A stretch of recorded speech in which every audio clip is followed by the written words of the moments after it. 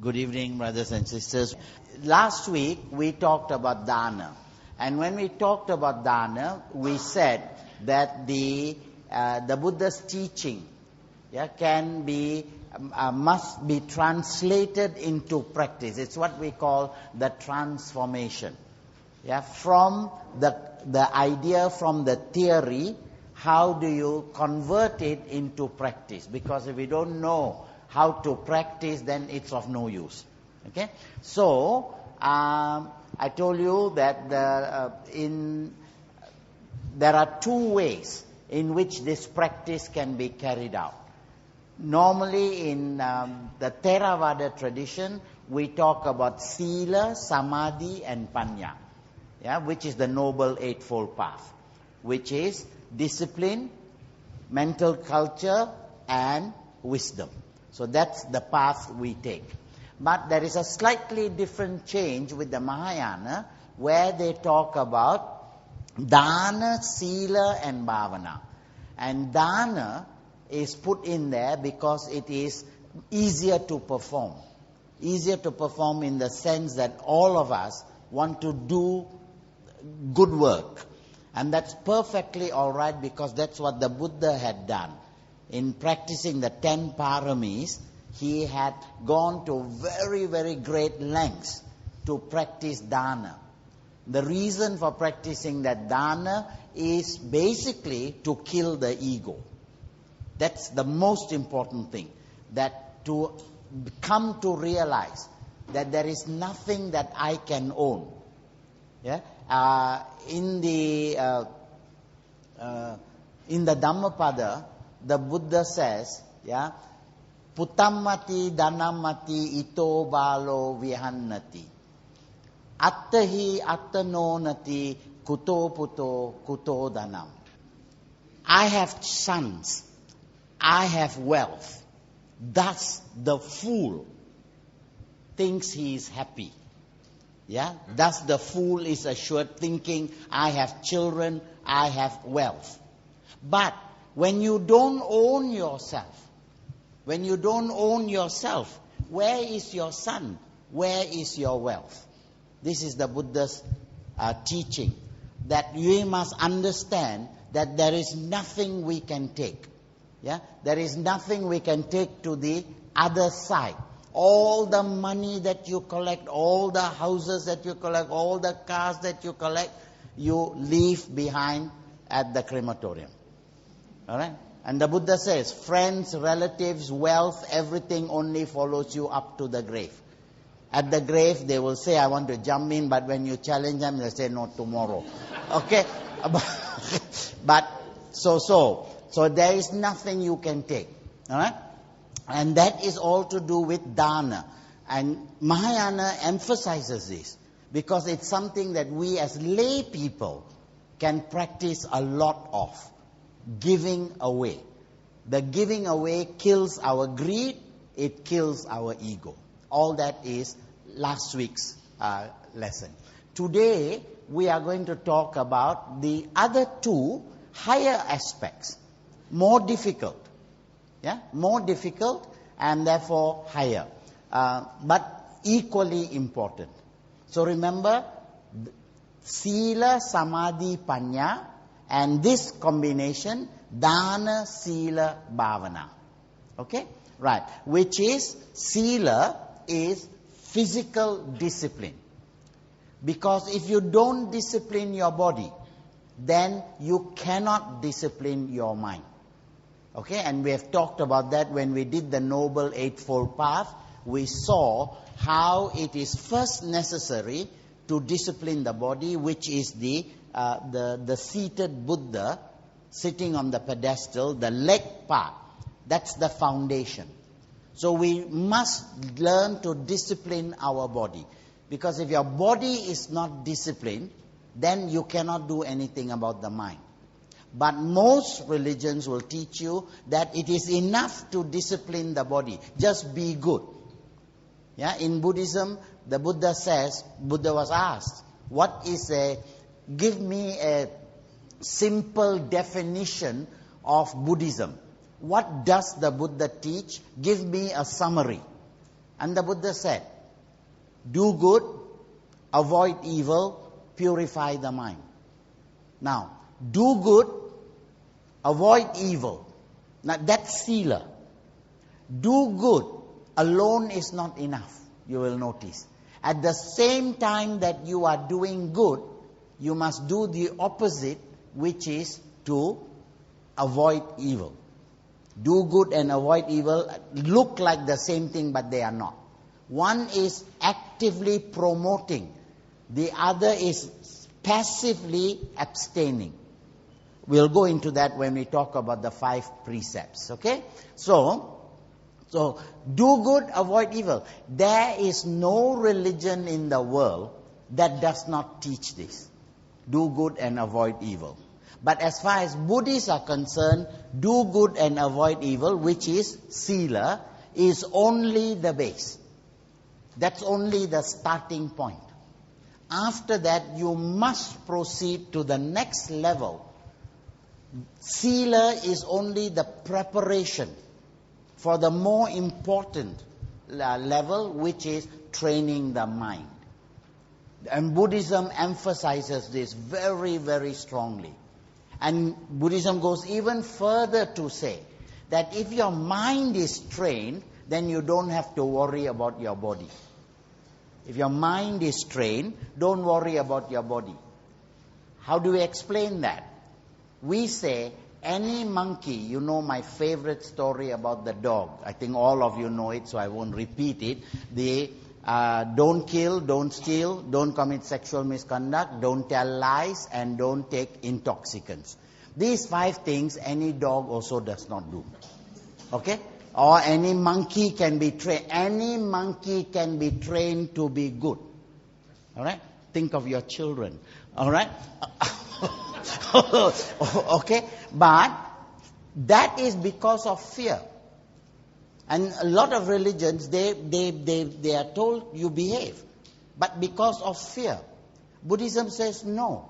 You should be good because you understand.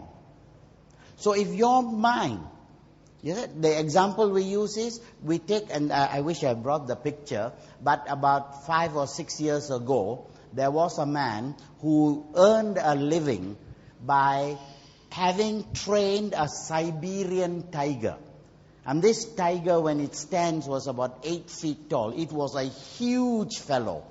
But using an electric whip or whatever, this man had trained the tiger to stand up, open his mouth, then this person will put his head in, all right, and everybody will clap. All right? And then he'll take up and say, very clever man. Good. One day the tiger was in a bad mood. You see, what happened was he opened his mouth and put him in, and they managed to pull him out in. And today he's completely,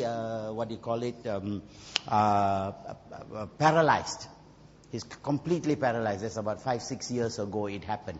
Point is, he trained the tiger, but he didn't train the tiger's mind.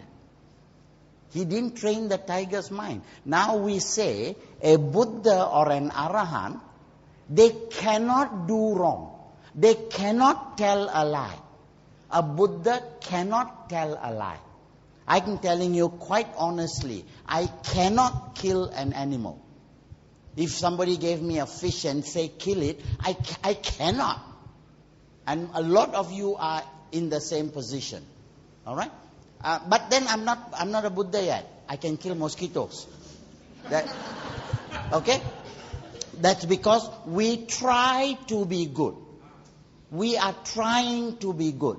Whereas Buddhas are good by nature.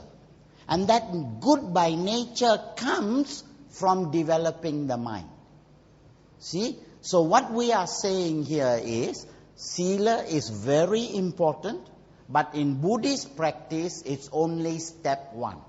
You must proceed from there. You must know that if you just follow the 5 precepts, it's not enough. Follow the 5 precepts, do well, all right, get your certificate on the 14th. Okay, you have all sat down very nicely, not enough. Now go out there and practice it. Okay, So, and how do you practice that? The thought of evil must not arise. If you see $100 note on the floor, all right, the thought must not arise to pick it up. You must be able to just walk away. Good, thank you for laughing. I made my point. Okay, but a time must come when you just, no, this is not it. My wife, for example, if she sees $1 or something or 50 cents on the road, she'll never pick it up. Her argument is, the guy who comes next after me needs it more than I do. I don't need it. So she just walks away. I want to test her with $100 note and see whether... Okay. All right.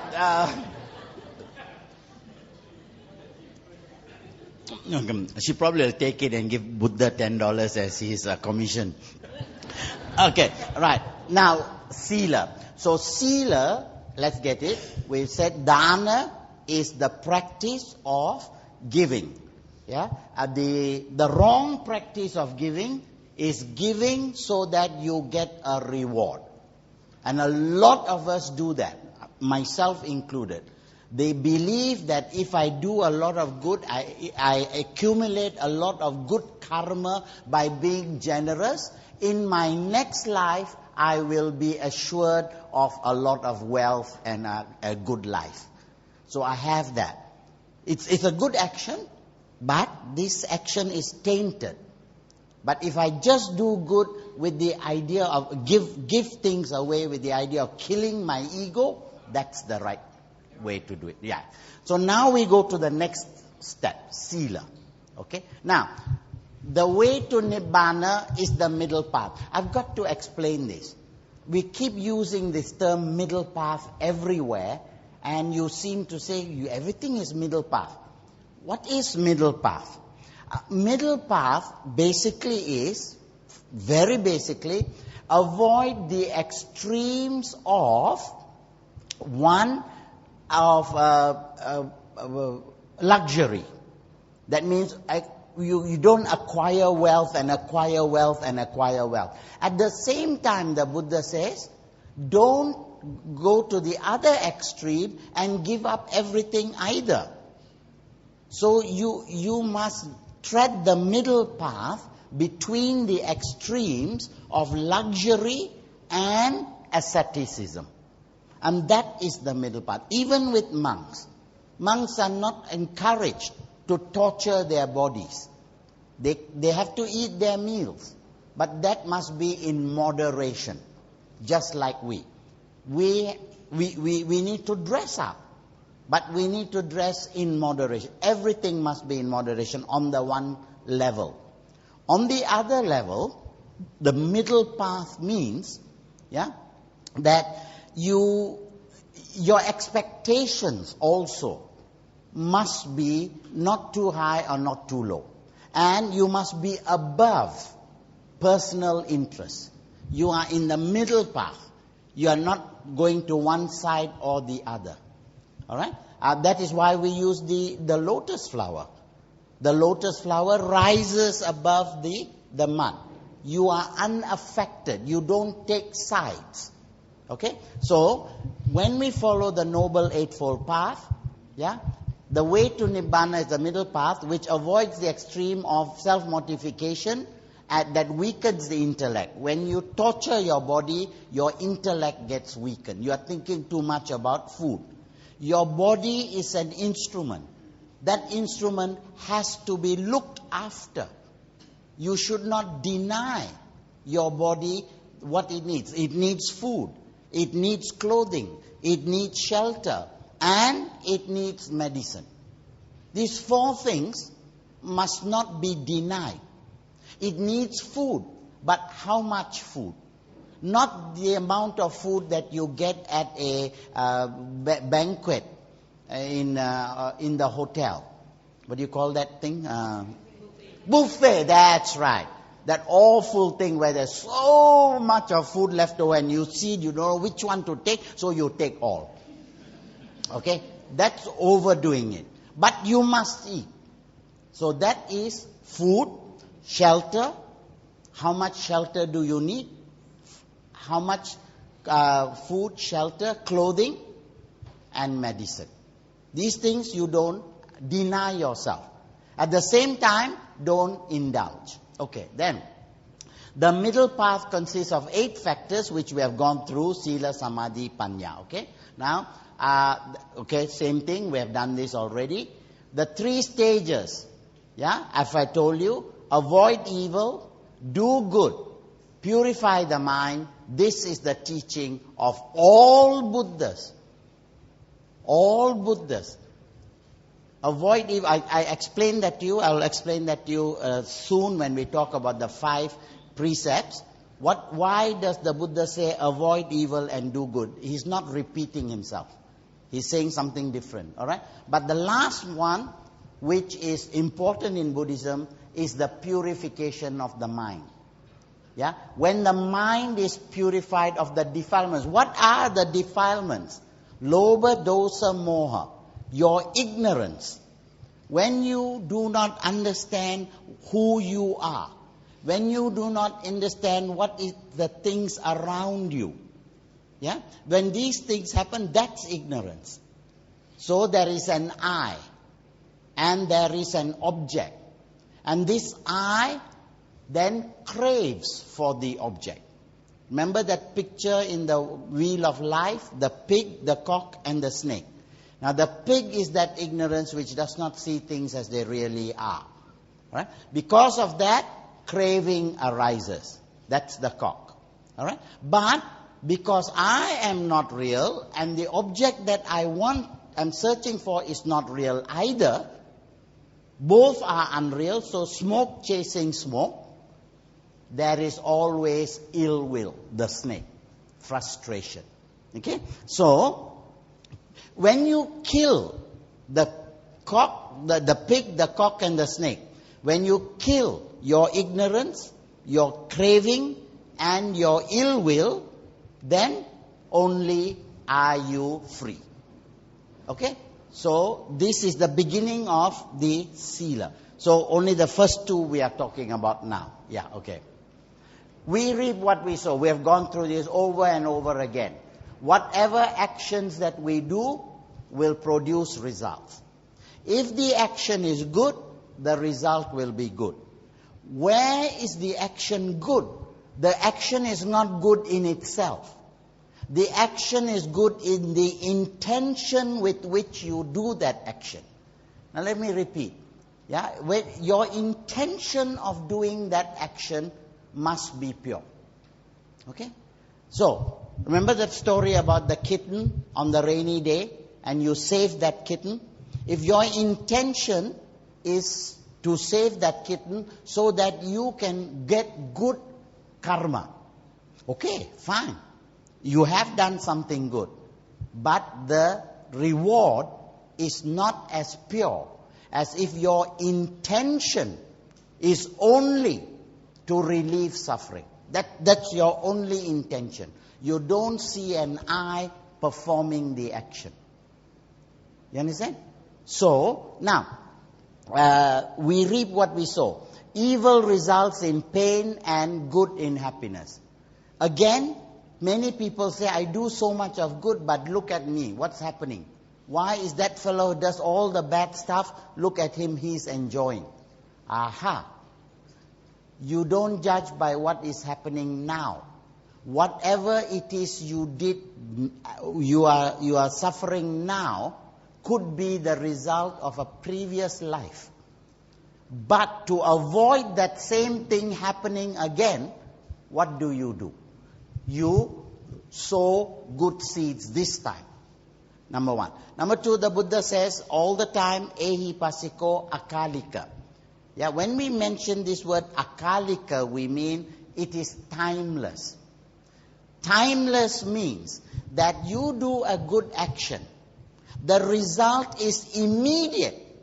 What is the result? When you have helped a kitten across the road, how do you feel? What is your state of mind? When you do something good for somebody, what is the meaning of good? Good is, it must benefit me, and it must benefit the other party. If it doesn't benefit you also, it is not good. For example, if a doctor goes around, a doctor performs euthanasia, yeah, helps a person to die. Good. But it's not good for him because he has broken the first precept, panatipata. So it's not good for him. It may be good for the other party. On the other hand, it may be, it must be good for you and it must be good for them. It must be a win-win situation both ways. And any action that you do, you've got to apply this rule. That's what is meant by when we invest in something good, which means makes us happy, then the result is good. And if we do this all the time, then we are ensuring our future life. Okay? Right. Then our happiness and pain are the results of our own good and evil. There is no outside force that is watching you and punishing you or reward you. Whatever happens to you is the result of your own action. This is not fatalistic. What to do, my bad karma, so I sit down I suffer. Buddhism is not that at all. Buddhism says, knowing that, you now take your life in your own hands. Don't depend on a God. You take life in your own hands and you go and do something about it. Remember I told you the last time when we were talking about karma, that if there is a huge, there's a small cup of water and you put 1 teaspoon of salt into that cup, the water will be very salty. If you take that same teaspoon and put it in the river Ganges, there will be no effect. Now, your store of good, that's why you must continue to do more and more and more good. Yeah? So that your store is so big that when you do something wrong, your evil karma has no chance to take effect. Remember the example I gave you of the Sultan of Brunei and the Bangladeshi immigrant worker walking into a supermarket, both steal a torchlight. Who will go to jail? Right? Because his store is so good, people will say, no, he did it for fun. But this guy's store is so small that he will immediately be sent to jail. So, what we have to do is when we do good, this is all to do with sila, by the way. Sila is physical actions which are good. How you control your body. Right? But you don't just control your body, your mind must be involved. Okay? Right. Now, a person with, there is the important word, right understanding, realizes this just law. It's a law. It's action and reaction. It's action and result. All right? And the more you develop your right actions, the more you will move forward in your karmic scale. Okay? Right. He does so for his own good and for the good of others. I gave you that definition. He considered it his duty to live as a blessing to himself and all others. When we do metta bhavana, it's a mental thing. All right? We start off by, first of all, wishing, may I be well and happy. When you have considered, when you feel good about yourself, oh, by the way, that's another very, very important thing about Buddhism. That you must work very, very hard to like yourself. A lot of people don't like themselves. Don't like themselves enough. All right? You have to have confidence. You have to have faith in yourself. Your ability to be good. When you have that kind of positive attitude which has to be developed, you have to convince yourself, yeah, may I be good, may I be well and happy. Yeah? When you feel that, then only you are ready to go to the next stage to wish all others to be happy. Now, as a Buddhist, that is your primary function in this life. In this life, whatever you do, brings happiness to you as well as everybody around you. At no point must you do anything that disturbs the universe. In the Mahayana tradition, they have a very, very beautiful image. The image is, just close your eyes for a minute and consider every star in the sky. There are billions and billions of stars in the sky, right? Right? Now, imagine that this entire cosmos is one huge net. All right? It's a net. And you know, nets are made up of knots. If each knot, is one living being, that means if each knot is one human being, our 6 billion human beings, each knot is, and just to emphasize this point, do you know, for every individual human being sitting down here, we are outnumbered by insects 200 million to 1. For every one of you, there's 200 million ants, butterflies, cockroaches, and so on. That's only insects. Think about fish. How dare we think we are the masters of this planet Earth? We are just a small minority in this whole thing. Now, Buddhism says, you must think of every ant, every lizard, every cockroach, every butterfly, every human being as one diamond in this net. Every knot is one diamond. And what does a diamond do? A diamond, you are a diamond. Metta Bhavana, may I be well and happy. Buddhism does not say you are a sinner ready to go to hell. Buddhism says you are a diamond. That's a very good starting point. All right? What does a diamond do? A diamond, even that sort of psychologically puts you up and says, hey, I'm a diamond, man. Let me behave like a diamond. You see? Rather than, I'm a sinner hiding, I hope God doesn't see me. Okay? So, having got that positive thing, what does a diamond do? It spreads its light in all directions. When it spreads its light, it hits other diamonds.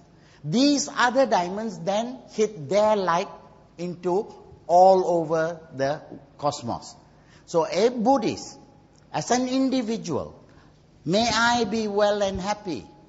May my parents be well and happy. May my neighbors, may all the people in Malaysia, may all the people in the world, may all the beings in the cosmos be well and happy. You are the center of goodness spreading all out. In every direction, above and below, seen and unseen. Even those beings that are unseen, to them also you say.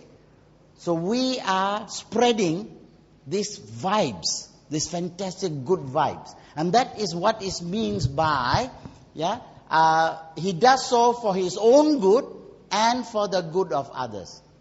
He considers his duty.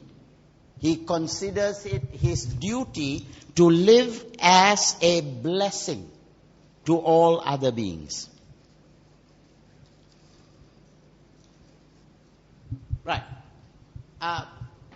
As I promised you, we are coming to the 5 precepts. And what is it? Harming, living with, abstention from. In the Buddhist, the formula in Buddhist practice for sila, for disciplining the body, is the 5 precepts. And we recite this every time we meet. All right? And what is the first one? We abstain from harming living beings. It does not mean kill. It's much, much wider than kill. You know? If you take a dog and pull it by its tail, or you swing the dog because it's fun, and somebody says, hey, don't do it, you're a bad Buddhist. What? I bad Buddhist. I'm not kill one. You see, it is harm and all living beings. And these living beings are all those ants we were talking about. All right? And, of course, on the 14th, you can ask me, how about white ants and cockroaches? Am I allowed to kill?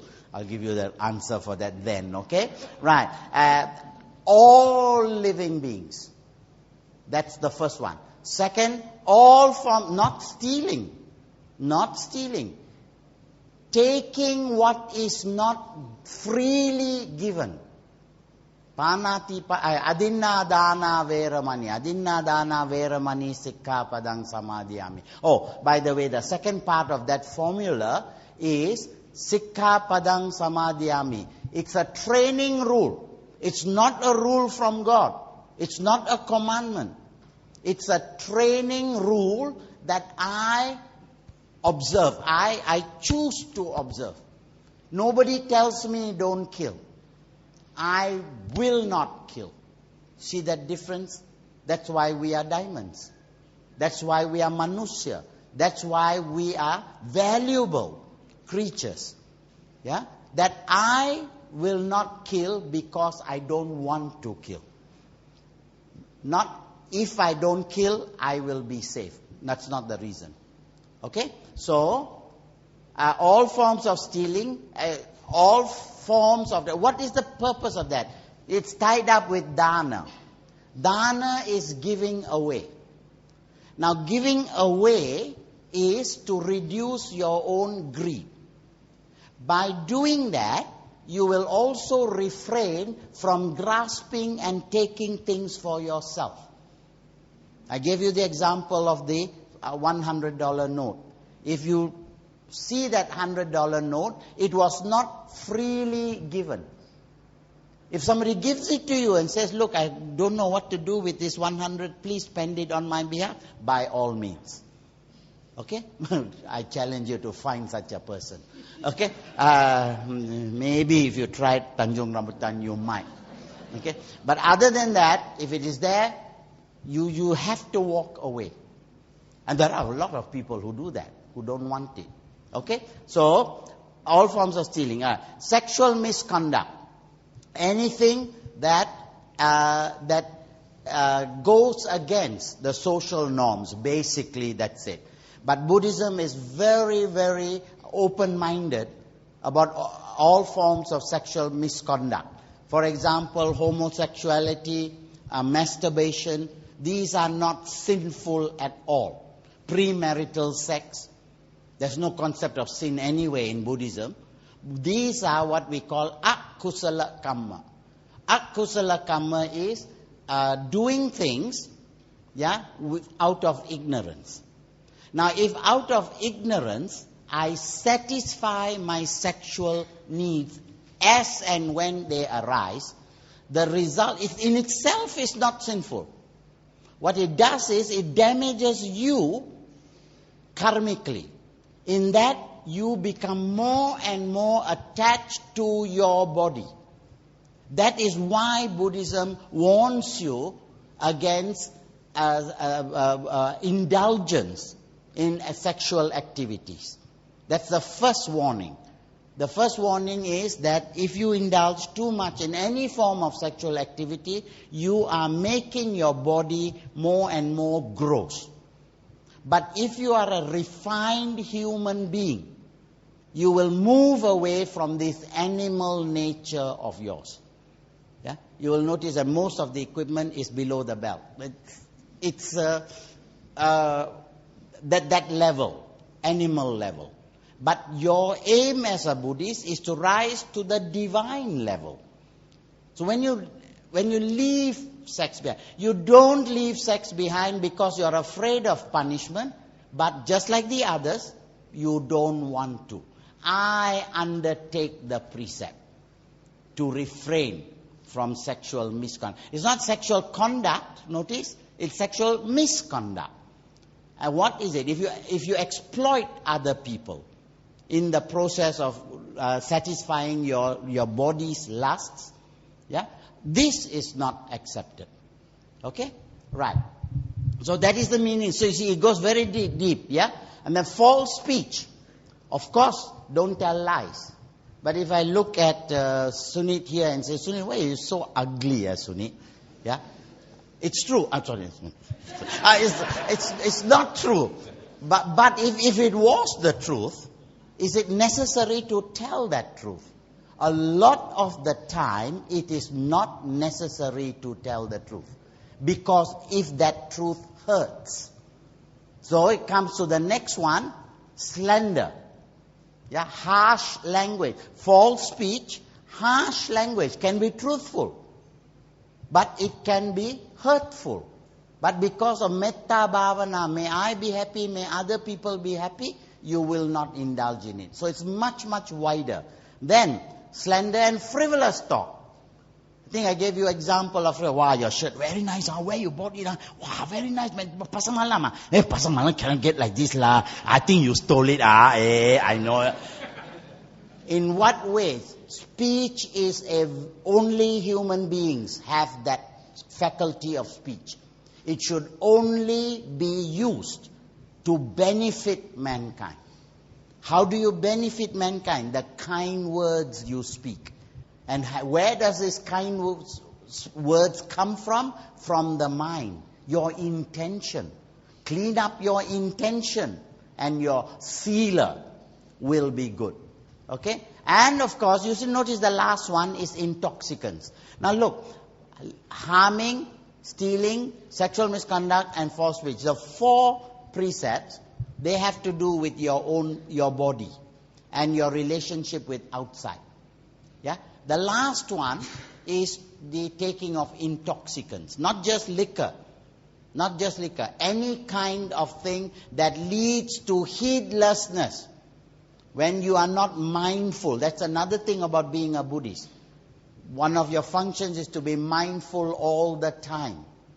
Alright? But if you take any intoxicant, it reduces your mindfulness.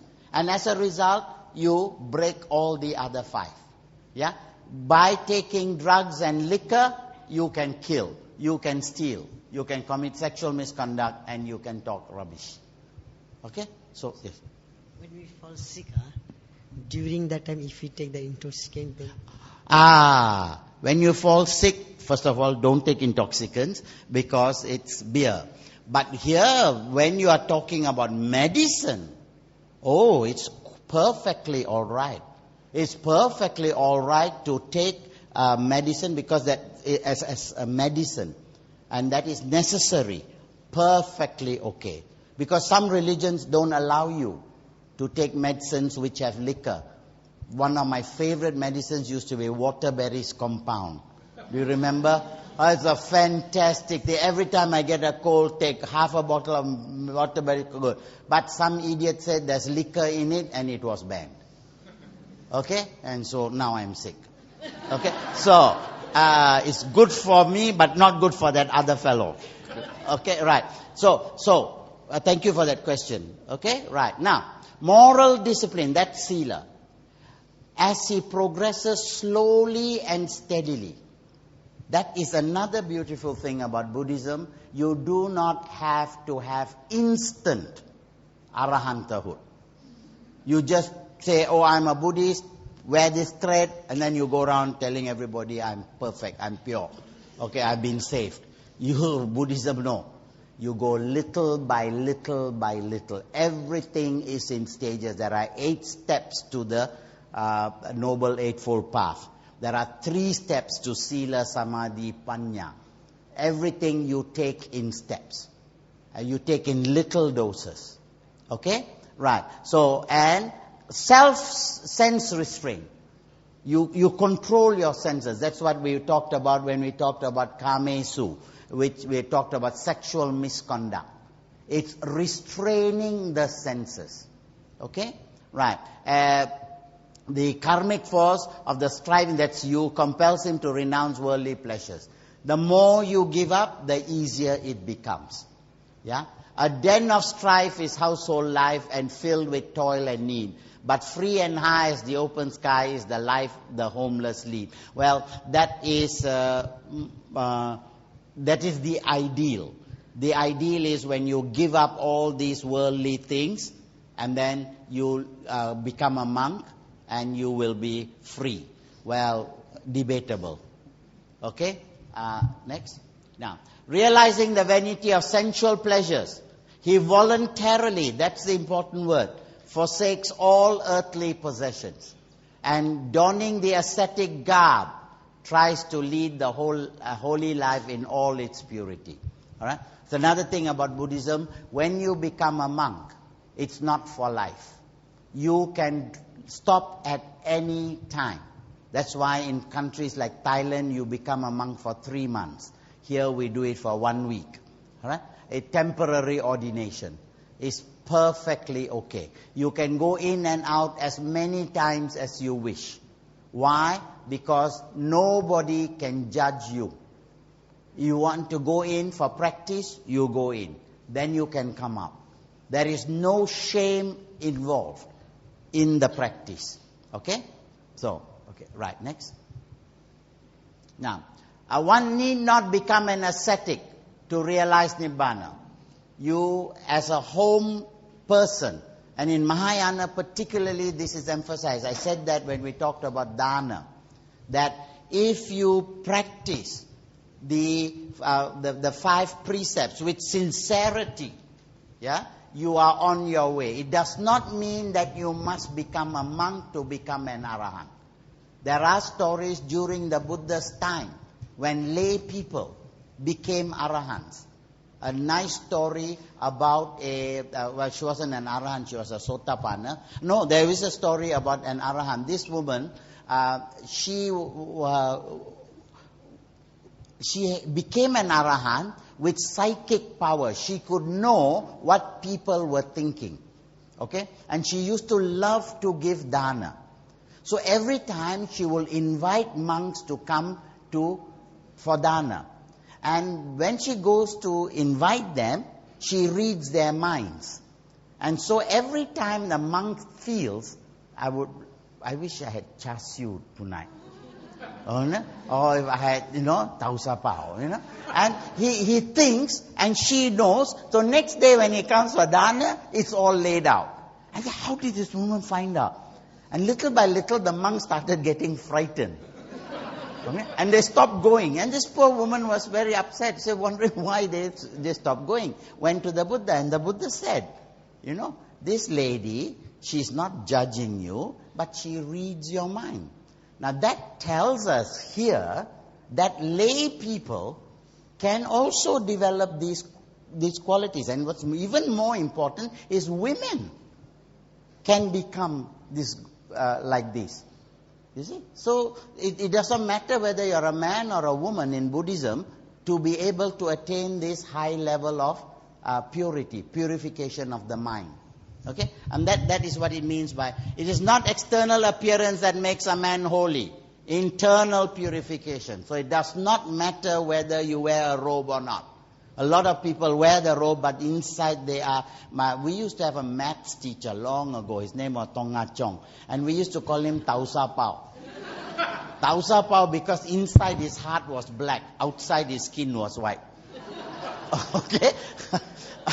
Okay? And we don't want that. All right? Transformation should come from within. That is the most important thing. When you practice sila, it does not, you don't have to wear a beard and wear a cap and walk around, I see a lot of people taking beads. And they're walking around, spreading the beads there. All right? But in their hearts, they're thinking, wow, that girl very nice, man. Wow, her legs. Okay? Forget the external show. And this is what the Buddha talks of very, very clearly. Okay? Transformation. A lay person can become an arahant. I gave you the example. There were several persons who realized Nibbana.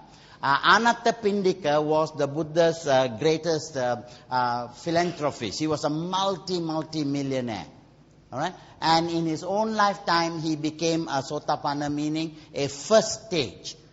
First stage is where you gain faith in the Buddha. That's the most important stage. All right?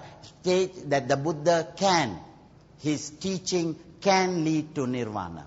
That is Sotapanna. Then Sakadagami, Anagami, and King Suddhodana died as an Arahant. I am not quite sure about that. I'll need to check on that. I think he died as a Sotapanna. Anybody can no driver around? Okay. Anyway, we'll keep that in mind. Okay. Right. Next. Now, now when we come to Sila, remember the Noble Eightfold Path? That is Sila, Samadhi, Panya. And that is divided into speech, action, livelihood. Alright? And the motivation is not ethical but spiritual. Why do I practice Sila? I do not practice Sila because of moral considerations. Oh no. Spiritual considerations. Meaning, I want to improve myself as a human being. I want to raise myself to the higher levels. So that is why I don't kill. I don't kill because it's against the law. I don't care about the law. These things that I follow help me to progress on my spiritual path. Please see the difference between ethical and spiritual. It is not a social concern. But of course, if I do all this for the right reasons, if everybody in this world had no hatred, greed and delusion, this world we won't need laws. That's the whole point. If this whole country was full of Buddhists, we will not need laws. Buddhists, yeah? Not Buddhists. Remember, there's a big difference between a Buddhist. I am not a Buddhist. I wear this yellow thread around me. But I lie, I steal. Third one, no lah. Okay? Right. Sila is not superficial in a, okay? This is the important one. 2 aspects. I undertake the precept not to kill. That is negative. That is avoidance. I avoid killing. Not enough. As a Buddhist, not only do I avoid killing, but I must actively promote the welfare of other beings. So I must go and help animals that are sick. I must go and help people who are sick. I must go and donate to hospitals. Whatever I can do to make my fellow beings happier, that is included in that. It's not just avoid, but actively promote. And it goes all the way down to those 5 precepts. We call it varita, avoidance, and charita, promotion. So it's 2 sides to the coin. That's why the Buddha said, avoid evil, do good. You see, just avoiding evil is not enough. You must do good as well. Yeah? And that those 2 is not enough. This is only step 1. From this, you must proceed to mental purification. Okay, next. Right. We are repeating ourselves, so I'll go quite fast. In speech, you must avoid lies, slander, harsh speech, idle, internal dialogue. This is the one that makes us most tired. All the time. What we call stream of consciousness. Your mouth is not moving. All right? But some people do. They are driving a car, and I see no handphone also. You know? So they're talking to themselves. Right? But all of us, including me, we talk to ourselves a lot of the time and waste a lot of energy. And that is why we now tell you, you want to avoid that and conserve your energy, then you take up meditation, where you are taught to watch how ideas arise in your mind. We'll look at that later, but for the moment, that one of the things, once your body has been brought under control, then you got to go to the next step of bringing your mind under control, and that is very, very difficult. All right, we are not pretending for one moment it is easy, but it has to be done. And when you bring that mind under control, all right, you will stop arguing with yourself. You will stop talking to yourself. Then you will have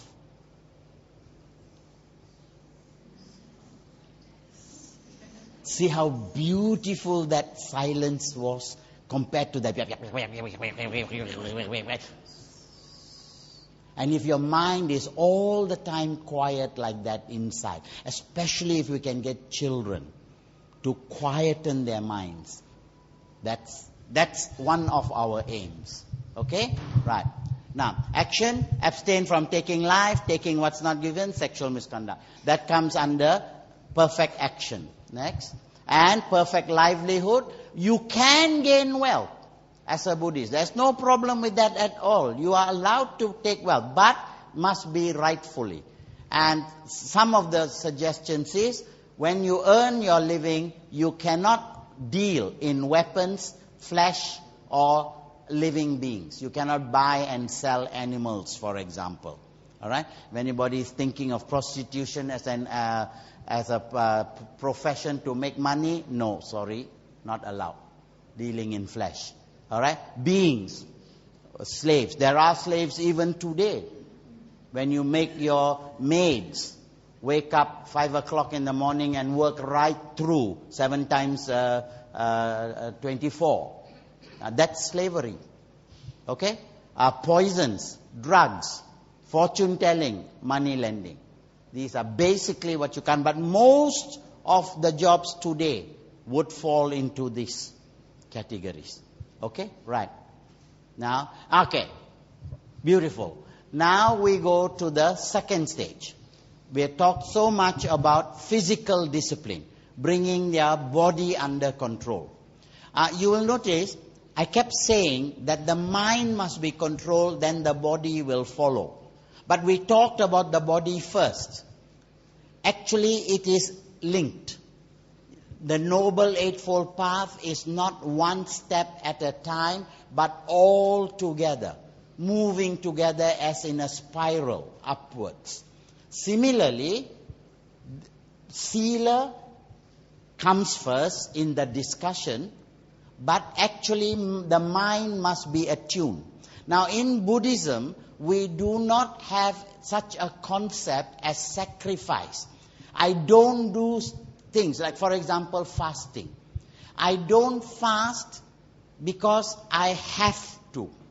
I fast because I want to. Then, I don't give up my wealth and whatever I have because I have to.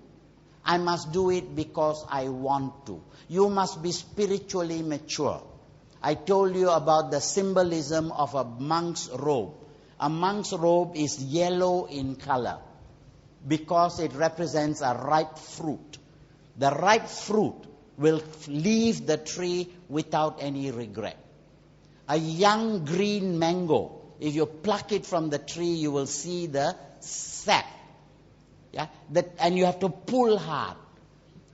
If you give up when you are not ready, that is what we call sacrifice. If you give up because you don't want it, that's what we call renunciation. Okay? So we have to know this difference between the two. Sacrifice is psychologically bad. Giving up when you don't want to give up. Giving up because you understand that it is not going to bring you any happiness. That. Remember the example I gave you of the Ultraman. When you are 5 years old and you get an Ultraman for your birthday and your mother says, share it with your brother, will you? This is my Ultraman. I want my Ultraman. Why must I give? And then, never mind, I'm bad.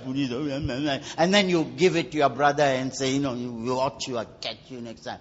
That is sacrifice. When you are 25 years old, on your wedding day, your father gives you Ultraman toy, and your mother says, share it with your brother. Will you have any problem giving it away? Of course not. Because you have matured. When we give up all the things that cannot bring us happiness because we don't want it anymore, that's renunciation. Okay? And that is something that must happen in the mind. Okay? Right. So, let's go on. Bhavana. Bhavana is mental culture. Yeah? It is said, I have not had this proven, I remember reading this about 50 years ago, so I don't know the source. Maybe Dale Carnegie, that tells you how old I am, says that we have only developed 2% of our brain. Is anybody can verify that? It seems that today, yes? Less than 2% of our brain has been developed.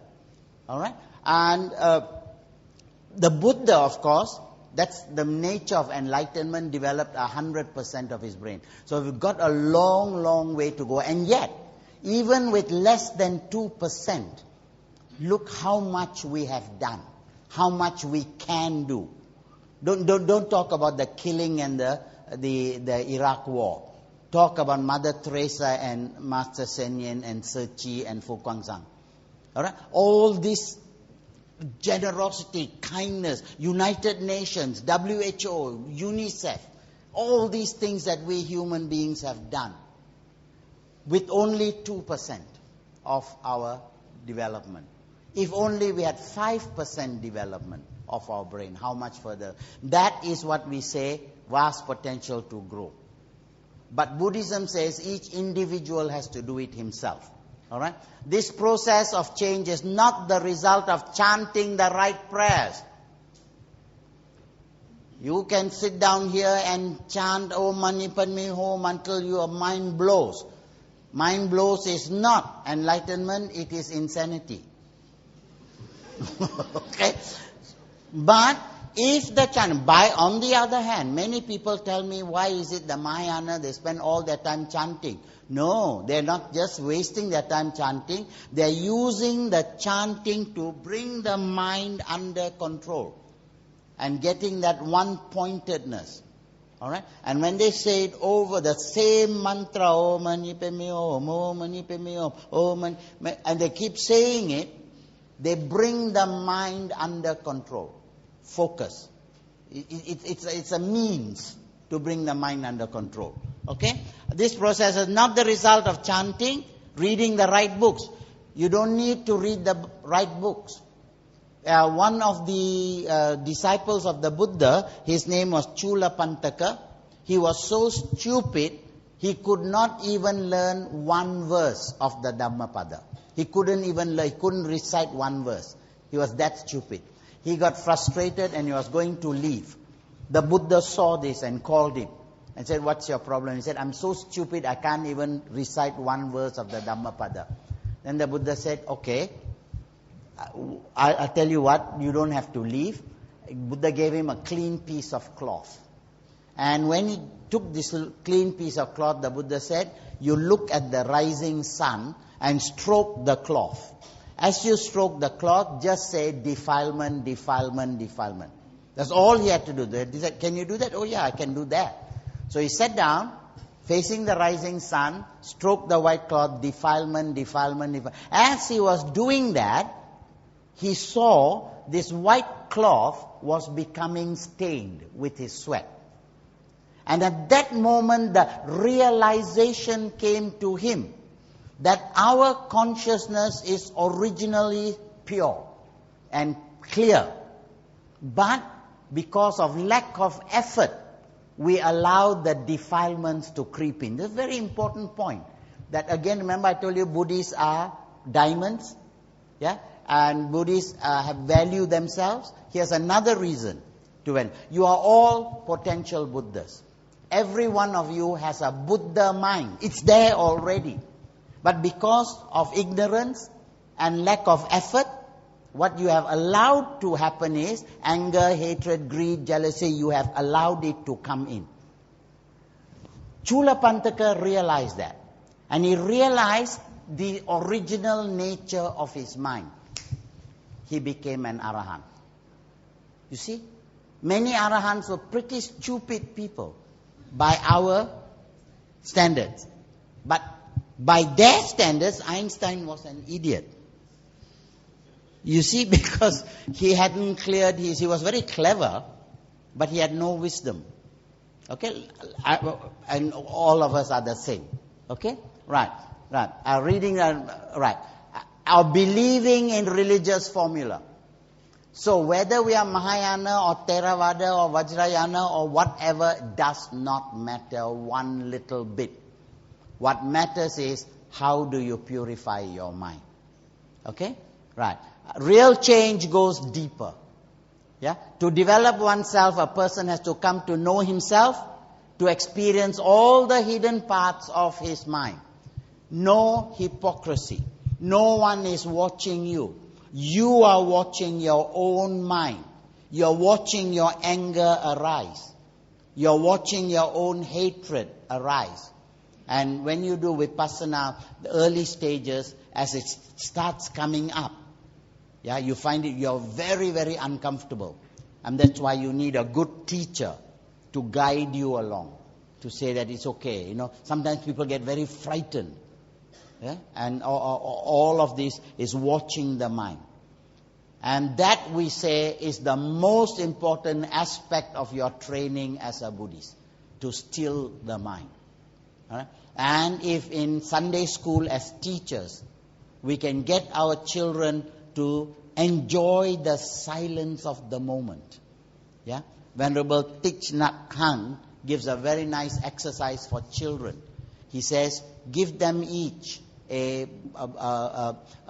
handful of marbles or stones, and just take one stone and put it on the other side. That's all. Take a stone and put it on the other side. Take a stone and put it on the other side. As they are concentrating on moving the stone, they stop talking. While they stop talking, their mind also is going in one direction, rather than all the time. You see? So even with children, we have to teach them from very young the beauty of silence. This we don't do. This we don't do. And your health will improve and everything will improve if you stop yapping with yourself. Okay? And that is the meaning of to go deeper. Yeah? To know what thoughts are good and what thoughts are bad. This self-knowledge and realization, the basis for further development, comes from the practice of meditation. And meditation is also graded. Okay? Why meditate? Central to Buddhism, to our own spiritual growth and evolution, to develop higher levels of to tap that 98% of the brain, which has not been tapped, which can be tapped. We are all supermen. We are all supermen. But we are afraid to let go. Okay? These higher levels are characterized by the presence of skillful mental states and the absence of unskillful, kusala and akusala. Both skillful and not sinful. We don't use the word sin. Why? Because sin implies God, law, going against God's law. Akusala means because of your ignorance, you do actions which don't benefit others and don't benefit you. If you had the wisdom, if you had the training, if you were given the understanding, all of you are good people. Our starting point is we are good. Our starting point is we are all basically Buddhas. We are potential Buddhas. And that gives you a huge amount of self-respect. You will not abuse the body, the mind of a Buddha by going around raping someone. Because you have self-worth. Okay? Right. Now, skillful mental state based on charity, loving kindness, and unskillful rated in hatred, greed, and delusion. We have gone through all of that. Okay? Right. Now, transformation. This is what we are up to now. You have been given the instruction. Now that instruction has to be translated in each of your individual minds. How do you now transform your mind? How do you start purifying the mind? That we cannot tell you. That you have to do on your own. Okay? As the famous saying goes, you can bring the horse to water, you can't make him drink. Okay? We have brought you to water. You have to drink the Dhamma yourself. Okay? Right.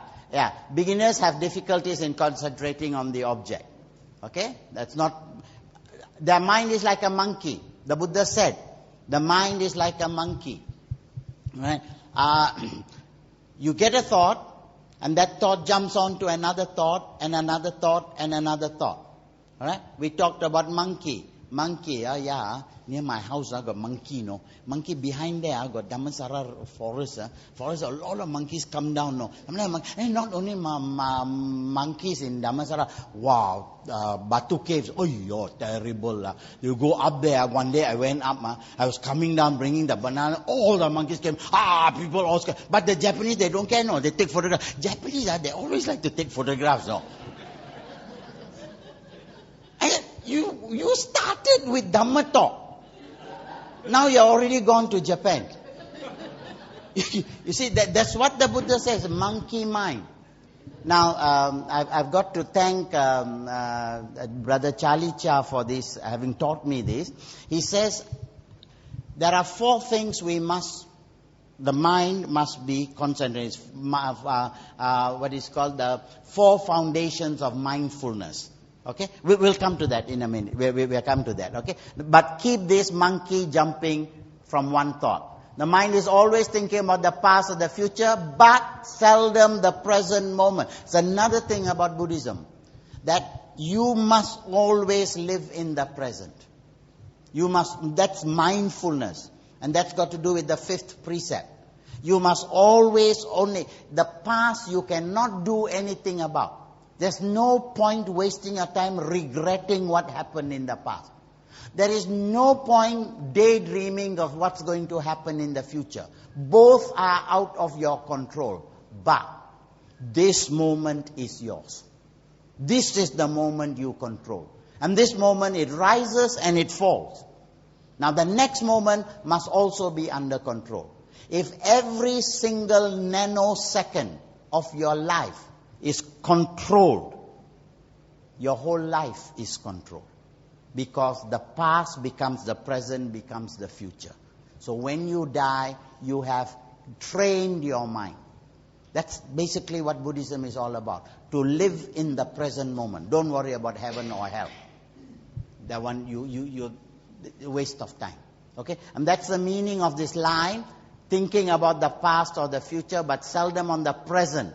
Resulting in our energy being scattered and wasted. Buddhists must know how to potential the mind. Alright, to control the mind. Okay? The first stage of meditation is the development of concentration, which enables the mind to focus on the object of meditation. Then we have horizontal integration. We have brought the mind under one level of control. Yeah. Then, different levels. First is concentration. Then there's absorption. There's insight. This last one is the realization level. This is the level of Buddhahood. But we are nowhere near that. So, concentration. I told you, don't overnight try and get this. You will go mad. And even when you try to do it, make sure you have a proper teacher who can lead you along. Otherwise, you will jump out of the window saying, I can fly, I can fly. Okay? It can be very dangerous. A lot of people during remember the Beatles era, during the time of the flower power and LSD, they all ran to Thailand wanting to become instant Buddhas. So they sat down and started meditating. And they went in, didn't know how to come out. Went stark raving mad. The mind is a very, very delicate instrument. Don't mess around with it. You must always look for a good teacher to take you into the higher levels. The ones we are going to talk about, Metta Bhavana, anybody can do. Okay, there are different types of meditation. Okay, right. Meditation methods, mindfulness of breathing. Alright, first is the mindfulness of breathing, fundamental. It's the antidote to restlessness, anxiety and worry. What do? my object today is not to teach you how to meditate, but to tell you what meditation is. Yeah, when you meditate on breathing, you calm your mind and bring the breath going in and out at this point, the tip of your nose and the top of your lips. So at this point of entry, that's the only point you are doing. You're watching in. You're watching the breath go in and you're watching the breath go out at that point. That way the monkey is being arrested. All right? If that's difficult, then you count. In, 1. Out, 1. 1, 1. 2, 2. 3, 3, 4, 4, 5, 5, 6, 6. Then again, 1, 1, 2, 2, 3, 4, 5, 5, 6, 6, 7, 7. Then 8, 8. Then 9, 9. See? And you start slowly bringing your mind under control. Don't expect immediate results. Don't forget, it has millions of lifetimes of neglect of your mind. You don't overnight expect results. We have to warn you about this because otherwise you will get disappointed. You say, wow, from 5 I got 5 A's. This one meditate also, breathe also, I cannot. Different things, okay? Right. The main effect is to practice integration, to harmonize and bring all that monkey energies, bring it together. And you will find that is your first reward.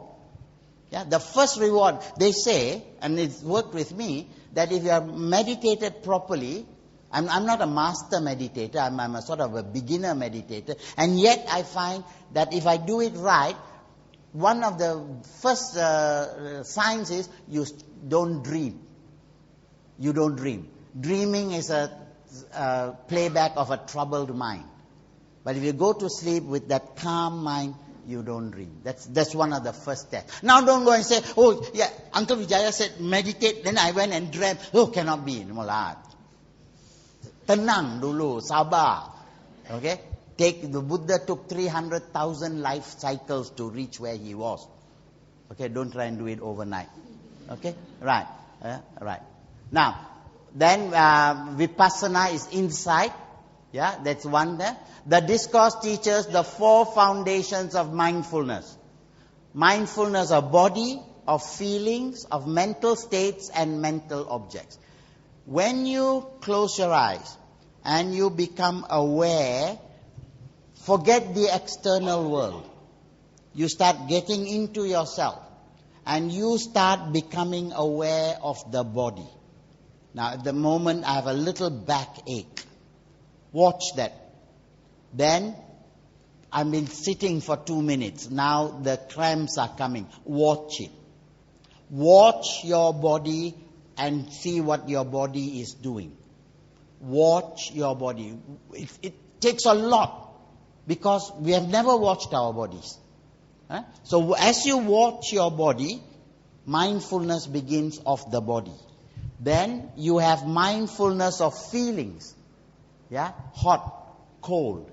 Yeah, mindfulness of mental states, angry, restless, worry. You become aware, but you don't become aware of my body is aching. You start with my body is aching and you move higher to there is aching. Meaning that there is no person. There is only that discomfort. That's how you start losing your selfishness. Okay? This takes a long time. Don't. I'm making it very simple. Be warned. Okay? Right? But you can immediately see the benefits of this. That a mind that has been running all directions, like a child mencakar, yeah? Now if you bring your mind under control. Now I mentioned just now what Charlie taught me, and look at the 4 foundations of mindfulness, which is mindfulness of body, feeling, mental states and mental objects 4. Now, when you do this, the example is there are 4 chairs. Alright, and you watch these 4 chairs and there are 4 monkeys sitting on one chair each. But these monkeys, being monkeys, are jumping from one chair to another. They're simply jumping from one chair to another. When you do that, what is happening is, you are watching, you're simply watching. You're not making any decisions. You're simply, this monkey is going to this chair, this monkey is going to this chair. Simply, that's you watching your body. Your body is going, your mind is going in many different directions. You're watching your mind going in those directions. Then, you tell those monkeys, sit down there and don't move. You move, you. Now you are telling your body, your thoughts, your feelings, stay. So I've got this pain, I watch the pain, I don't say pain, ayo, tomorrow must go hospital, where got money? Maybe not. Finish, that monkey is going round and round again. So you watch that monkey and you say, okay, monkey, stop. You see what I mean? I hope I've very graphically tried to bring your attention to the enormous benefits that this can bring you. All right? Right. And then, ultimate is, of course, you anicca dukkha. I'm watching the pain.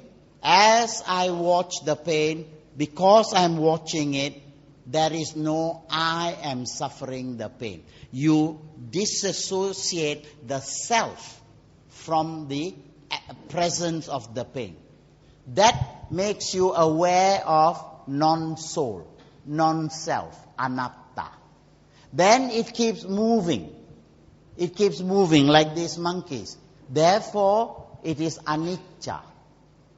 All right? And this non-self and non-permanence, these two elements are the cause of our suffering.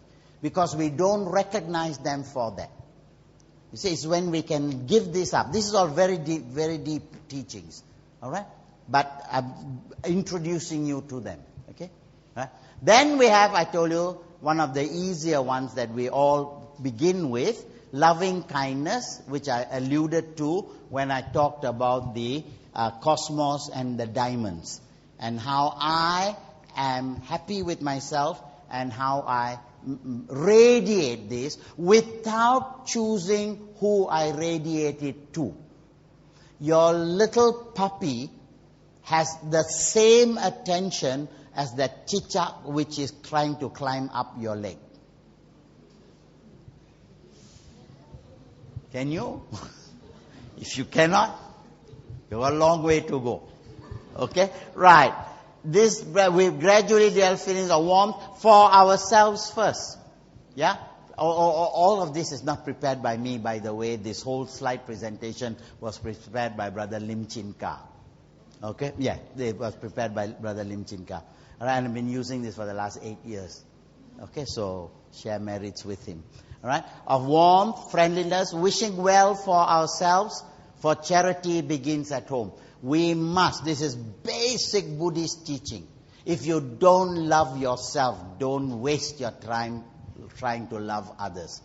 Go to the mirror, I can't stand my face, look at my hair, look at this, why can't I be born like this? All right? And then go out there and tell the whole world, may you be well and happy. It will not work. And you can tell people who don't genuinely feel self-confident. So your first task is to love yourself. First task is to know you are a potential Buddha. You have a Buddha mind. That's your starting point. Okay? Right. Alright, can we open the floor for a question? The question that was asked was during that hungry ghost period. Alright, she says that, you see, my mother is a Mahayana. And she follows Mahayana traditions. And she asks me to explain what she is doing. Okay? But I am a Theravada. I don't know enough about Theravada. How am I going to go and explain Mahayana pula? Okay? That's point number one. And then this practice of putting food out. Yeah, is it wrong from the Theravada point of view? Absolutely no. Because in Myanmar, in Thailand and Sri Lanka, which are, very, very staunch Theravadin, we have these practices as well. We actually make little houses and put food for the spirits to come and eat. Why? Because in the Buddha's teaching, the Buddha talks about one level, paradivita jivi, that one level of ghosts that gave very little in this life or were very greedy. So when they go to the other side, they are born as these beings that can never be satisfied. And among them there are those to whom food is very difficult to come by. And there are stories in the Dhammapada where when we give dana to the monks, there are relatives waiting outside for food. And so we have to think of them as well. So it is not only a Mahayana tradition. In Mahayana culture, because of Chinese culture and the Chinese beliefs, it formed in that way. The crossroads, putting the food for these hungry ghosts once a year.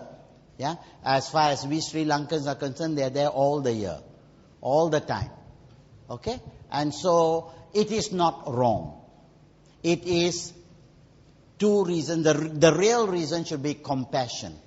These beings need our help and we will. Now the fear is that if we give them too much help, they'll follow us home. No, they won't.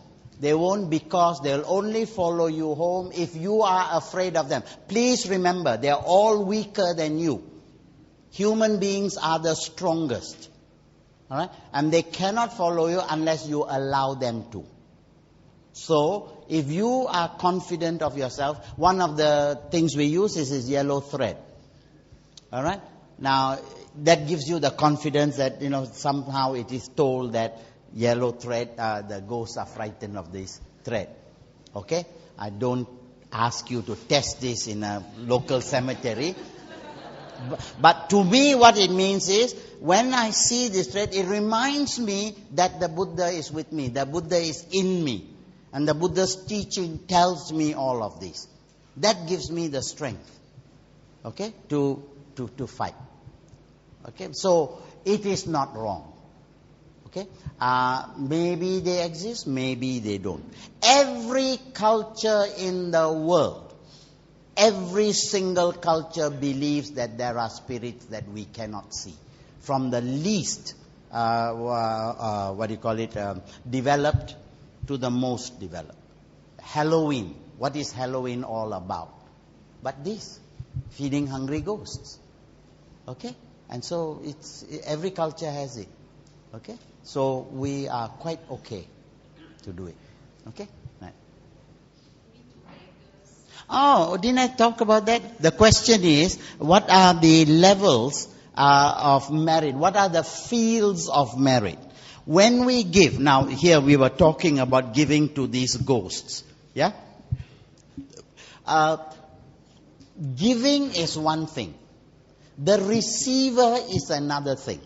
All right? When we give, the last line of my that slide presentation was, give wisely. Okay? Not all giving produces the same result. Now, let us take the different fields of merit. When you give to an animal out of compassion, the animal is hungry, you feed it. But the animal eats, and that's it. After that, no good results from that feeding of that animal. So the field of merit is very limited. On the other hand, you give it to a beggar. He's a human being. Slightly higher level of giving. You give it to a monk. When you give it to a monk is harmless. Yeah? A monk has developed his spiritual powers. A monk has no greed and whatever. So when you give to a monk, he takes that food, and with the strength gained from your food, he is able to spread the Dhamma. Not just monks, any holy man. In Buddhism, we don't say you must only give to Buddhist charities. We say just give to a charity. Okay? So in this case, holy men, including monks. Okay. That's higher. Then you go higher and higher until you reach the Buddha's level. That is the highest level that you can give. Now very soon we are coming to Vesak. After Vesak, 2 months after Vesak, we will have the first preaching of the Dhamma. That is called Dhamma Cakkappavattana Sutra. Vesak full moon, July full moon. Then the monks go into retreat, the rainy season, 3 months. Alright? At the end of the 3 months, we have Katina. That falls about October, November. Now, Katina is when we offer a robe. When we offer the robe, we don't offer to an individual monk. We offer it to all the monks who existed from that monk all the way up to the Buddha himself. You see, so that's why it's called Katina. It's very powerful. And if you do it with the correct understanding, this Katina you give to all the monks, and that's an enormously large field of merit. You compare that with the little dog that you fed yesterday. Very limited. You do this, but don't forget to do that as well. So that is the different fields of merit. Okay? So when you give, make sure that you know whom to give and what you are benefiting from it. Okay? Uncle Vijay, I'd like to ask, what is the difference between Samadhi and Bhavana? Bhavana is the practice of meditation. Is the practice of bringing the mind under control. When you have attained a certain level of one-pointedness, that is samadhi. Yeah? Bhavana is the practice. The samadhi is the result of the mind. Okay? Please double check that. I'm not sure that I have said it exactly correctly. Please double check with Venerable Punyaji would be the best person to ask, or Venerable Kasyapa. How do we tame our mind? You tame your mind by taming your body. Sit down calmly. 1. Then, the easiest method they say is watch your breath. Because you need an object.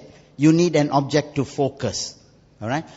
Some other objects are a flame, a circle, a color. You see? But you need one object to bring your mind under control. To bring it to that point. The easiest you can carry it around with you is your breath. So your breathing in and out, you don't go all the way in and out. It's just at this point. That means you're bringing it to one point and watching it going in and out. The result of that is you are focusing your mind and bringing it under control. At the same time, of course, if you are reading a book with full concentration, you are training your mind. If you are, and one of the practices of meditation is when you are walking, walk. When you are talking, talk. Yeah, when you are in the bathroom, do what you do in the bathroom. Don't sit in the bathroom and worry about your shares going up and down. You see what I mean? Whatever action, that's called mindfulness. Whatever action you do it with nothing, no other distractions. We just, a lot of the time you can see people, they are driving, but they are talking, they are, don't know what is going on. When you drive. You see, I'm taking out my key. I'm putting my key in. I am turning it. The car is started. Now, each of those actions, you spell it out and you do it mindfully. Okay? Then you are living yourself to the fullest. Otherwise, like zombies, we go through life and brushing your teeth. When you brush your teeth, how much do you watch your toothbrush or All right? Okay, and then go to work and do the same thing with your computer. Okay, mindfulness. Okay, yeah. Gambling may not be a big problem during Buddha's time. I'd like to know if a person is a compulsive gambler, which is really very damaging to his own self and family members. So I'd like to know whether he has broken any of the precepts. Oh yes. The question is, first I want to correct you on that. You said that gambling was not a problem during the Buddha's time. It was a big problem. All right, there were men then and there are men today. So gambling was a real problem. The Buddha specifically talks about gambling.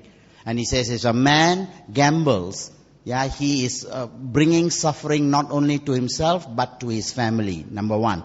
Number two, he brings the wrong kinds of friends.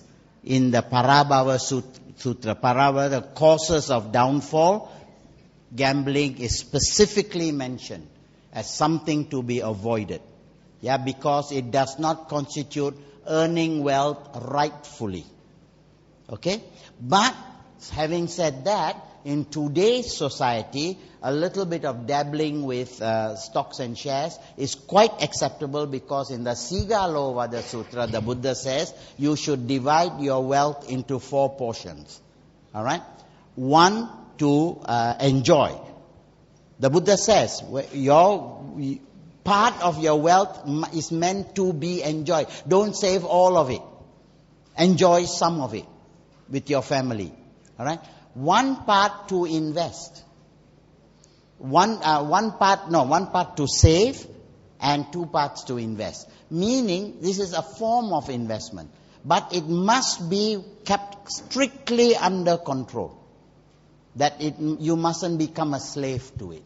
And you mustn't let your greed overcome you. But investing is a form of gambling anyway. But it is not haram. Okay? It's not haram. Okay. Yeah.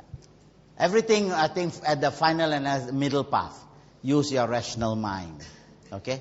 A little bit Chinese New Year, you go and hunt them a few cards. Wow, that's not wrong at all. And how do you keep awake when a relative has died? Okay? Right, so quite okay. Can I ask one question? Oh, sure, you can ask it. Just want to clarify, in the 4 foundation of mindfulness, we got the 4 different objects. When we actually do the meditation, do we specify our mind to do on rupa only, or we do all at one time? I think, the answer to that is, I think it's one at a time. If you do all, then you are getting distracted. That's why the breath is only one single simple thing. Then as you get more and more confident, then you move to more skillful states. But I think it's one-pointedness of mind. So one-pointedness means one thing at a time. That's why when I said, when you brush your teeth, brush your teeth. When you are sitting, sit. Be mindful of your sitting. When you are standing, be mindful of your standing. Right? That way your mind doesn't run. So I think the answer to that is one at a time. And focus on one and nothing else. Okay. Middle path. You see, the Buddha taught at 2 levels. The 2 levels are the mundane level and the transcendental level. At the mundane level, I exist and you exist. There is an I. Alright? At the mundane level. And at that mundane level is devotional Buddhism. That's when we practice loving kindness. Alright? Loving kindness of you, of him. These are people. But as I go deeper and deeper, you dissolve as people. And there's just, I am sort of suffused with loving kindness. So I am practicing loving kindness, goes to a higher level where loving kindness is. There is no I and there is no you. It's just that high level. You see? So, we start from the mundane. and we move to the transcendental. So that's where your selfishness comes in. Yes, I have to recognize an I. I do recognize an I. Okay, because if I didn't recognize an I will cross the road without looking left and right. It's quite dangerous. The non-self, practice it in the temple.